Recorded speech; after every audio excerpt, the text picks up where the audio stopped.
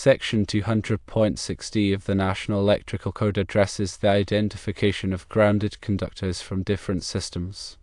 Your understanding that these conductors need to be differentiated when occupying the same raceway is correct.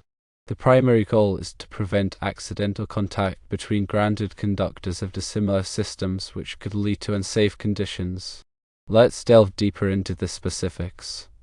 Regarding color coding, while the NEC does not mandate specific colors for identifying grounded conductors of different systems, common industry practice dictates using gray for 480 volts systems and white for 240 volts and lower systems. This convention promotes uniformity and enhances safety during electrical work. Now, concerning separate raceways, the color coding distinction for grounded conductors of different systems is only necessary when they reside within the same raceway. If each system's grounded conductor is routed in its own independent raceway, there's no mandate to differentiate their colors. This is because the risk of accidental contact is significantly reduced when conductors are physically segregated. Within the same building, the NEC requirement for differentiating grounded conductors of different systems through color coding is limited to instances where they are pulled through the same raceway. There's no broader mandate to maintain distinct color coding for these conductors throughout the entire building. It's important to remember that the NEC undergoes revisions every 3 years, so it is crucial to consult the most recent edition for the latest and most accurate information. To further clarify the application of NEC Section 200.60, let's explore practical scenarios. Imagine a building with both a 480-volt system powering industrial equipment and a 120-volt system for lighting and general receptacles. If the grounded conductors of both systems are run in separate conduits from the respective transformers to their distribution panels, the NEC doesn't necessitate using different colors. However, if at some point these grounded conductors are combined into a single raceway, such as a shared junction box or a common conduit run, then the 480 volts grounded conductor must be identified as grey and the 120 volts grounded conductor as white. Consider another scenario where you have multiple 277 volts lighting circuits and a separate 208 volts receptacle circuit, all originating from different panels but running through a shared wireway for a portion of their run.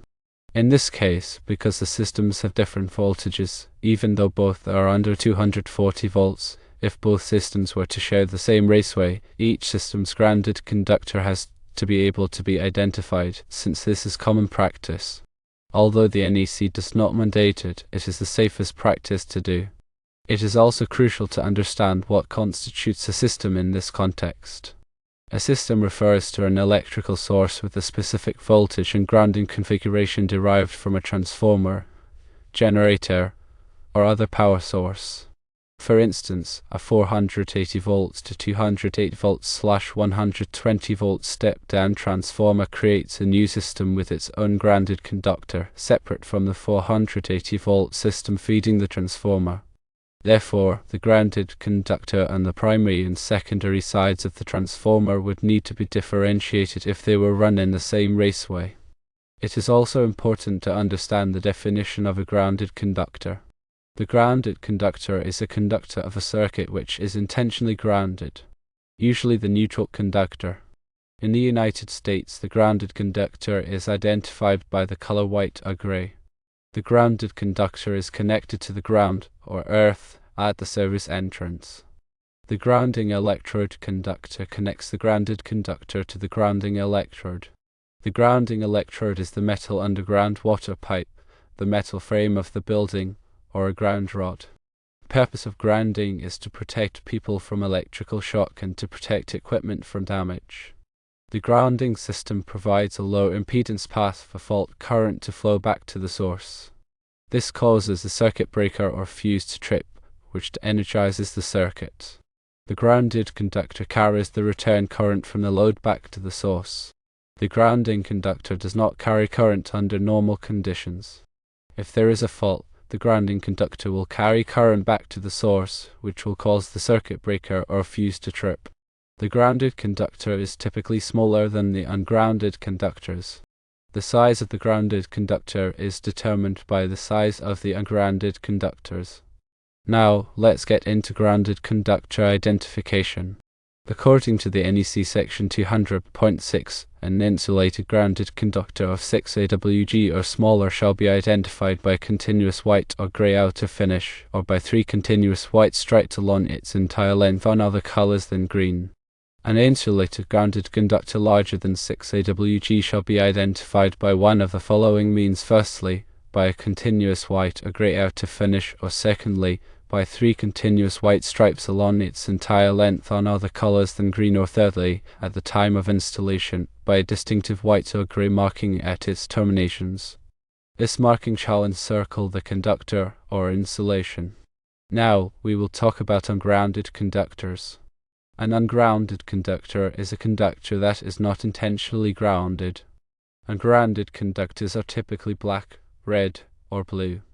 However, other colors are permitted except for white, gray, or green.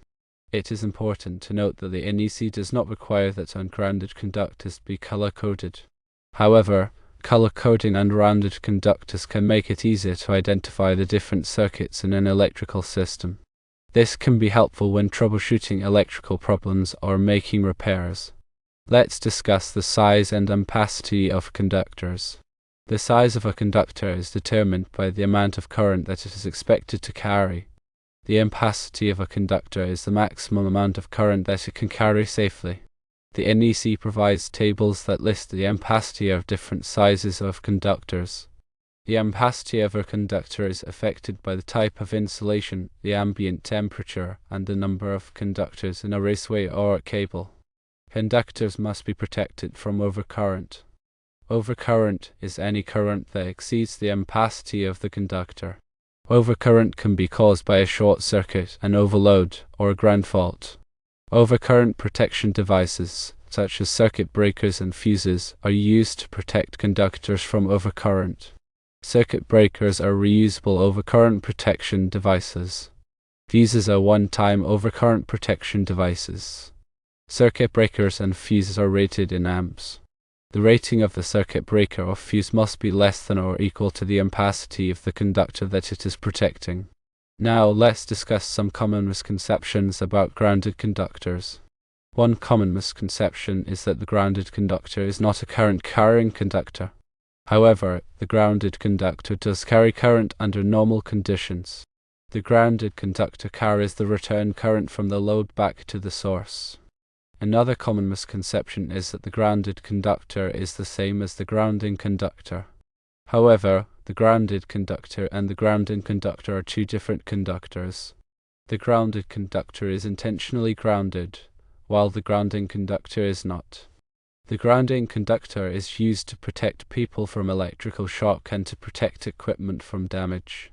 Another misconception is that the grounded conductor must always be white or grey. However, the NEC permits other colors to be used for grounded conductors as long as they are identified with a white or grey marking at their terminations. Another misconception is that the grounded conductor must always be the same size as the ungrounded conductors. However, the NEC permits the grounded conductor to be smaller than the ungrounded conductors as long as it is sized according to the requirements of the NEC. In summary, NEC section 200.6d provides clear guidelines for identifying grounded conductors of different systems when they share the same raceway. By adhering to these guidelines and common industry practices, electrical professionals can ensure the safety and reliability of electrical installations. And always consult the latest edition of the NEC for the most up-to-date requirements.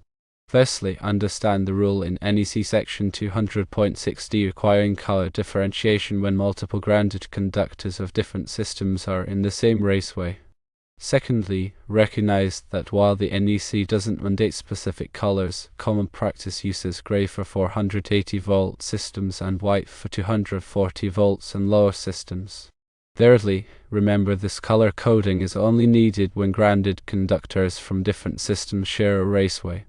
Fourthly, note that within a building, the NEC only requires color differentiation within shared raceways, not throughout the entire building. And fifthly, always consult the latest NEC edition for the most current and accurate information. To ensure compliance and promote safety, it's crucial to stay informed about updates and interpretations of the NEC. Regularly review the code and seek clarification from qualified electrical inspectors or engineers when needed. By doing so, you can minimize the risk of errors and ensure that your electrical installations meet the highest standards of safety and performance. In addition, consider attending continuing education courses and seminars on the NEC to stay abreast of the latest changes and best practices. These resources can provide valuable insights and practical guidance on applying the code in real-world scenarios. Remember, a thorough understanding of the NEC is essential for all electrical professionals, from electricians and contractors to engineers and inspectors. By investing in your knowledge and skills, you can contribute to a safer and more reliable electrical infrastructure. While color coding is a helpful visual aid, it's also important to use proper labeling and documentation to identify the different systems in an electrical installation. Clearly label panels, circuits, and equipment to indicate the voltage and system to which they belong. This will help prevent confusion and ensure that workers can safely identify and work on the correct systems. Finally, remember that the NEC is a minimum standard, and in some cases, it may be necessary to go beyond the code requirements to ensure safety and reliability.